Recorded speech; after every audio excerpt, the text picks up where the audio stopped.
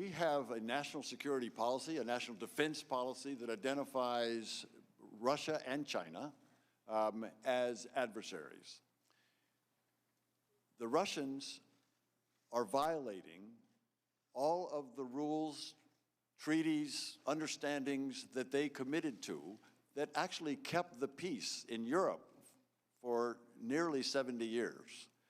Until they invaded Ukraine in 2014, they had abided by sovereignty of nations, of inviolability of borders.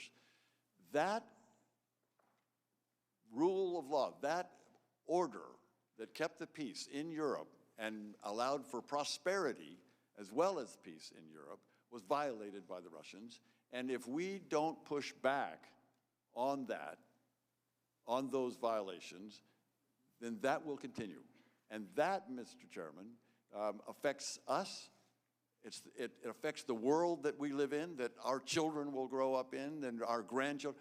This affects the kind of world that we want to see abroad. So that affects our national interest very directly. Ukraine is on the front line of that conflict. I want to thank you both.